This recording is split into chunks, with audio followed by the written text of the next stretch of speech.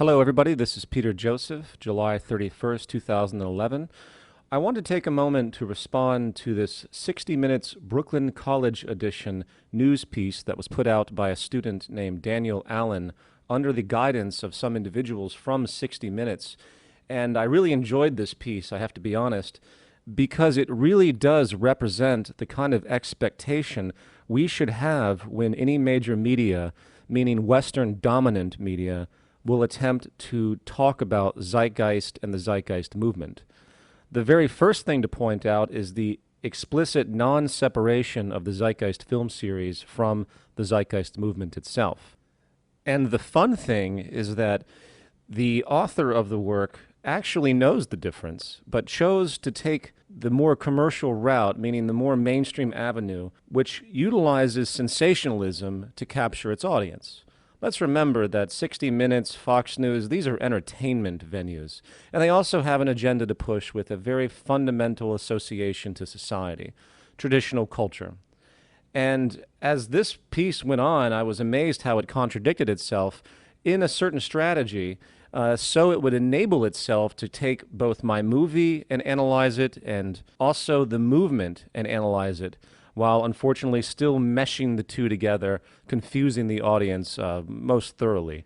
I also wanted to take this opportunity to quickly address a lot of the common assumptions of this work, which I usually don't have time to address because of how minor they really are in my mind. But because the issue of religion, because the issue of the Jared Loughner incident and other things keep arising, usually with those that have an axe to grind, you can rest assured that those controversial notions will be hit against us in the mainstream if they ever choose to pay attention to us. So I'm going to take this opportunity to also quickly address those issues as well. Let's begin. Zeitgeist. It's a word you may have heard before. Its origins are German, and if you've ever used it in a sentence, you know it refers to the spirit of the age. What you may not know is that it's also the name of a worldwide social movement, spawned from a trilogy of documentary films released on the internet. The goal of the movement is to live in a world without money, and to use technology to provide for basic human needs. While their membership is explicitly nonviolent, some of their ideas in their movies might make you uncomfortable.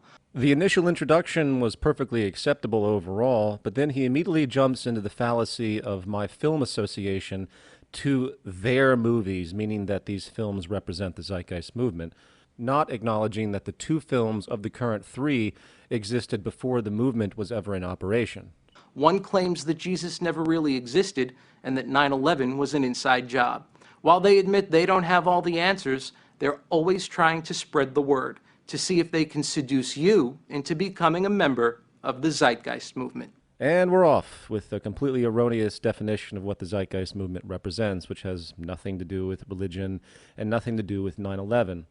Anybody with the diligent sense of research could go to the FAQ of the zeitgeistmovement.com and see the obvious disassociation with my films to the movement. They can even go to the Zeitgeist Movies film series, my film series website, and see the complete disassociation. You could also review every moment and every sentence of all the materials ever put out via lecture and video to see that absolutely no reference is ever made to 9/11 or comparative religion. If one was to search YouTube for all of our videos, which has about 11,000 returns, those produced by our members never reference comparative religion or 9/11. So while religion in and of itself is something that we speak about in our orientation guide regarding functional spirituality, it has nothing to do with the subjects described in Zeitgeist, the movie, Part 1.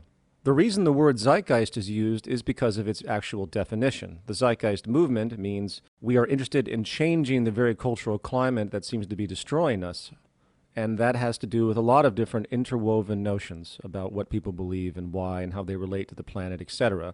It's like saying that the zeitgeist movement, because of its name association, relates to Google's zeitgeist, which of course is untrue as well. We wanted to meet some of the estimated 500,000 worldwide Zeitgeisters, and we started with their New York City chapter. While the group spends their Sundays in the park, it's actually not their most effective recruitment tool. Putting their message online is what's transformed them into a global phenomenon. Would-be followers can visit their website and download 3 films that bear the group's name for free. And it is here where the editorial officially divides as it begins a full treatment on my first film, which again has nothing to do with the Zeitgeist movement. My film was produced in mid-2007, and the movement, of course, didn't materialize until very late 2008 and early 2009 after the release of Zeitgeist Addendum. The films are the work of Peter Joseph. The musician and filmmaker debuted a performance art piece in Brooklyn in 2007. Some of the video projections that played behind him form the basis of the first film, a self-financed documentary he called Zeitgeist the Movie. He was not available to speak with us in person, but in this 2010 interview, he details the movement's earliest days. He details the movement's earliest days. It's very interesting, again, how the lines are crossed and blurred. The movement was an experimental concept after Zeitgeist Addendum, which is talked about, but anyone watching this would assume that Zeitgeist the movie had an intent for such a thing. Not in a million years when I produced that production did I ever think or even want to begin any type of social reaction to what was happening in the world based on what was displayed in Zeitgeist the movie. In fact, it wasn't even supposed to be a movie. It was just a rather cathartic expression of myself, which I expected to go nowhere. What happened completely blew my mind. According to Joseph, popularity of the movie grew far quicker than he anticipated, and it's not hard to see why. The film is based on three very provocative claims. The first is that Jesus Christ never really existed. And then begins a rather long exposition of the first film. The final claim put forward in the movie is that the root of all evil in the world is money. Actually, no. Zeitgeist the movie Part 3 had nothing to do with the inherent problems with the monetary system as the, quote, root of all evil. It simply pointed out how money was used, how power and profit was gained through various forms of social manipulation, the central bank as a private bank cartel, the wars that are utilized as admitted by General Smedley D. Butler of World War I for industrial profit gain, and all the shenanigans that go along with that, really, which is common knowledge to most people that are paying any attention whatsoever. It wasn't until the second and third film that a deconstruction of the monetary market system was presented. And this perspective of economics as a distortion of intent, as a producer of tremendous inefficiency, is explicitly different than what was communicated in Zeitgeist the movie Part 3. Based here in Lower Manhattan, the financial sector was just one of the three targets set in the sights of the first Zeitgeist movie. Since its release, it's caused quite a stir, with several websites springing up in an attempt to debunk the film, which has proved to be no easy task. However, one academic expert who knows her way around conspiracy theories says the Zeitgeist movie may be nothing more than a little bit of bull. I thought this editorial was about the Zeitgeist movement, not my personal film series. And this, of course, gives way to more conflation and distortion, which I'll comment on as we go along. So I would say it's a grand conspiracy theory linking three previous strands of conspiracy. I don't know who this woman is or what grand conspiracy theory she's talking about, but speaking as a filmmaker for a moment, unrelated to the movement, the first film talks about comparative religion, how it developed over time as origin, and how the political establishments would utilize religions for their own betterment. The second part is simply looking at 9/11 from a different angle. The government story is indeed a conspiracy theory, though no one will refer to the 9/11 Commission report as a conspiracy theory commission report. And the third part is simply about different elements of corruption that have existed in the history of the United States, with no grand conspiracy element to be found. From her research, she defined conspiracy theories as simple ways to make sense of complicated circumstances, and sees why the first movie has been such a powerful recruitment tool. Well, first of all the people I've met in the movement, very, very rarely does anyone say, I'm in the movement because of the first movie. They might say they learned about the film series initially through the first movie, which led to Zeitgeist Addendum, and then they became more informed and motivated to try and see some fundamental social change to assist in our progress. So the idea that this is a recruitment tool explicitly is extremely misleading. However, I do agree that many people out there turn to very simplistic forms of causality, some will call it conspiracy theories, in order to explain complex events. There are a lot of people today, such as in the Alex Jones camps and many others, that see the entire world as being pulled through strings, and there's no causality in and of itself. It's just a bunch of groups. For instance, rather than seeing the causality of the monetary system, the pyramid scheme of debt, the historical origins of the development of the system, and how it's basically a self-destructive cancer influencing the motivations of the population as a structural basis, It's much easier to say, oh, there's just some ruling, banking, New World Order elite that's rigging everything and they want to take down everything for some purpose and that everything is calculated by some hidden group. And that is, of course, an idiotic way to view the world and is far from reality. It would make the movie more authoritative if they didn't take these leaps from the undeniable to the unbelievable. But it also would make it less compelling. I mean, I think part of the reason that so many people have watched it and been taken in by it is because it is proposing this grand theory that explains everything. Once again, as the filmmaker, I have no idea what the hell that's supposed to mean. I suppose some could look at the entire film series, which I doubt she's even seen, and could say that, well, since we focus on money as a root of many social problems, that's the root of everything, and that's actually not what we're saying. We're just analyzing what the most important problem is and trying to find a resolution for it. As far as the film itself, which she derails, there is a 220-page companion guide with thousands of sources that goes into extreme detail that has been unrefuted on the internet with all the people that claim to have debunked this movie. It is quite possibly the most sourced film in history. And with all due respect, I don't have time to engage the naysayers anymore because it's so exhausting and there's so many of them, and the religious right or these super jingoistic patriots. But if I had the opportunity, I could debate anybody into a fetal position on these issues. I'm that confident in the integrity of Zeitgeist, the movie. The group has chapters in all 50 states and 49 countries around the world. Their message has taken root in countries as far away as Macedonia and Mongolia. We've been told that there are upwards of 500,000 people possibly following the movement, talking about upwards of millions of hits online on the movie. Historically, where does that fit in terms of the size of other movements? Well, if that's true, then it is definitely the largest movement in history. I'm not sure, though, that it's true. I don't know if you can really measure the numbers of adherents to this kind of movement. What movement are you referring to, lady? Do you even know anything about what the Zeitgeist movement represents? If you think the Zeitgeist movement runs around yelling about Jesus not existing, or banking cartels, or false flag terrorism, then you obviously know nothing about the movement. So this whole little biased kind of questioning is displaced because it's utterly ignorant. And it's very sad to see this even included in this report. Despite the first movie's online success, the movement's members were quick to divorce themselves and the rest of the movement from the very film that started it all. Well, to be clear, the first film has nothing to do whatsoever with the Zeitgeist movement. It was a production by the creator Peter Joseph to express his point of view on specific topics. You know, it's obvious this interview took place before this production was created. So why did the author choose to spend so much time on the first film and its controversy? So coming back to my original point, the sensationalism associated with this type of thing always creates a distortion because he really wants to speak about the first film knowing how famous it is and then conflate it with the movement. And of course, there's the reality that most of the major press that the movement has received has never made these conflations. The Huffington Post and New York Times reviews of Z-Day, our annual event to promote the Zeitgeist movement and its ideas.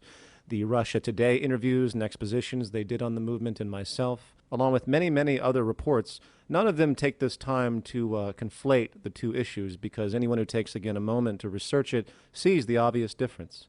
We don't go to the first film and really use what the first film says to do advocacy work. Instead, the group relies on the ideas of this man, inventor and designer Jacques Fresco. He's the founder of the Venus Project, which he runs from a compound located in Venus, Florida. Even though Fresco parted ways with the movement in April 2011, his idea of a resource-based economy was the focus of Peter Joseph's second film, Zeitgeist Addendum. Members of the movement say this was the key film that gave rise to the Zeitgeist movement. And finally, a linear causality is honestly denoted with respect to the introduction of Zeitgeist Addendum and Jacques Fresco to the world. The Venus Project proposes that technocrats using supercomputers, not politicians or religious leaders, would be in charge of controlling resources. Whoa, whoa, whoa. I'm not quite sure where to begin correcting that statement on behalf of the Venus Project. Obviously, supercomputers sounds very science fiction. The application of technology to social management is what the Venus Project advocates in part, and is also what the Zeitgeist movement, even though we're not specific to the Venus Project anymore, the train of thought is still there about what we're doing, how evolution has worked, what we've learned, and how we can apply what we've learned, and what we see is the monetary system as a barrier. Also, the term technocrats has a very limited historical definition because of the organization technocracy, which isn't exactly the same, and this poses another layer of confusion. Thinking about a scientific approach to feed and clothe everyone on the planet is a very logical concept, and it isn't related to technocracy explicitly, even though there might be some overlap. Another viewer attracted to an alternative to the monetary system was Jared Lochner, the young man who shot Arizona Congresswoman Gabrielle Giffords. According to high school friends, Lochner became obsessed with the film. I really think that this Zeitgeist documentary had a profound impact upon Jared Lochner's mindset. The first thing to point out is that this individual being questioned is admitted to have not seen Jared in 2 years prior. Eventually, Jared's bizarre behavior drove Osler away. That was 2 years ago. Yet ABC pretends like Jared was watching my movie and then grabbed his gun and ran outside and did what he did. Instead, he points to this online documentary series called ZEITGEIST as the gas on Lochner's fire. Now, given the admitted time lapse here, Zeitgeist Addendum, which actually introduced the concept of an alternative to the monetary system, didn't occur until its premiere in October of 2008, with the movement not taking hold until many months later in early 2009. So this conflation with the entire film series and eventually the movement is erroneous, making this statement false. Another viewer attracted to an alternative to the monetary system was Jared Lochner. Zeitgeist the movie, once again, had nothing to do with an alternative to the monetary system. Not to mention this conflation with the movement in this sentence from ABC. It's a documentary movement that rails on currency-based economics. What the hell is a documentary movement? Not to mention that the first film that they're showing clips of really doesn't rail, once again, on currency-based economics. So you can see this interest to conflate and combine, and I feel on a certain part of the editorialists at ABC, this was deliberate because of their bias against the film series and eventually their bias against the movement. And I found it quite interesting that this came out just 2 weeks before the release of Zeitgeist Moving Forward. I guarantee you that if Zach had referenced, say, a movie by Michael Moore or something to that effect, ABC would have never have made such an erroneous association and run with it. If anyone here would like to read more about my personal response and thoughts about this issue, please Google Peter Joseph public statement on Tucson shootings or something to that effect, and you will find my public statement pointing out the erroneous concept in and of itself that such a film or any film can really be the cause of such horrific actions. And what might surprise you, Lorenzo Segarra is Mr. Killmoney. He's told us he's worked for New York Life Insurance, insurance giant AIG, and Capital One Bank. Now, I did very much like how Dr. Killmoney, as he's called, was shown in sort of a dark light at the beginning of this editorial, and then as a positive and intelligent individual he is at the end. And the rest of the program actually is very positive and supportive. So I'm going to end this analysis now, but I want to conclude by saying that if the mainstream media does take hold, meaning the Western dominant powers, this is exactly the kind of rhetoric you can expect in a much less positive light, of course. They will hold on to the first film. They will hold on to Jared Lochner. They will hold on to anything they can find as an erroneous yet prima facie association to avoid the actual arguments that the movement presents, which is a failing social system and the need to do something different. So in conclusion, I want to thank Daniel Allen for taking the energy to do this from Brooklyn College and enabling really a tremendously good thought exercise and really a prophetic view of what we can expect, once again, from the mainstream media. A worldwide community based on one simple idea. We all need to kill money before money kills us.